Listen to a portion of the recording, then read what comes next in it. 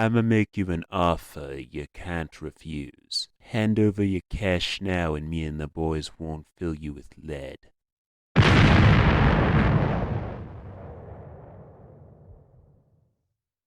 I don't know what confused me more. The fact they thought trying to shake down a man open carrying a rocket launcher was a good idea? Or the fact they continued trying after I pointed said rocket launcher at them? How yin's doing? I'm an Ian, and this is my Streets of Rogue character guide to the Mobster.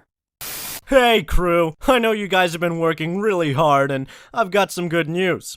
And some bad news. The good news is we're in debt to the mob! No, wait, that's the bad news. Also, there's no good news. The Mobster is unlocked via paying the Mafia to rig the mayoral election in your favor. Please note that this alone will not be enough to win you the election by itself. I advise grabbing traits like Friend of the Common People or Random Reverence if you're serious about an election victory, regardless of what character you pick to play. As for the Mobster's description, it reads, The mobster lives by several guiding principles. Cash is king, family is forever, and dinner is divine. Breaking this balanced trifecta of money, loyalty, and heaping helpings of carbohydrates would make for one cranky criminal. With the mayoral power, cash and noodles are guaranteed to flow freely to the mobster and their clan. On the subject of food and family, you start with a mini fridge, which boosts the healing you receive from food items by 20%, as well as 2 friend phones to summon family members to assist you as needed. Combined with your baseball bat and mostly average stats across the board, save for your above average in firearms set to 3, you are more than well equipped to get through the slums with little issue. And with your extortionist trait allowing you to force NPCs to give you money, cash should not be a problem. Just remember to pay off your debt to the Fuzz, or else your corruption cost trait will cause cops to turn hostile and start hunting you down. They'll even start spawning super cops in places they normally wouldn't if you don't. If you're short a few, just use your mugger trait to acquire whatever pocket change you need.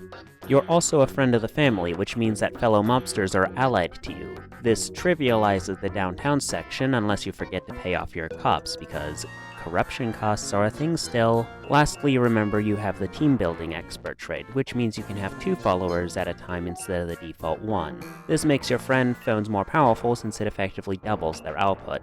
And if you're unsure how best to get folks to pay the protection money they owe you, don't worry. We'll be covering that next with your big quest. So, it's been 24 hours. Got my money? Oh, you know what? Just give me till next Friday. I'll have it for you. Oh, that's funny. I could have sworn I said have it today. Yeah, I don't have it. Sorry. Oh, well, all right then.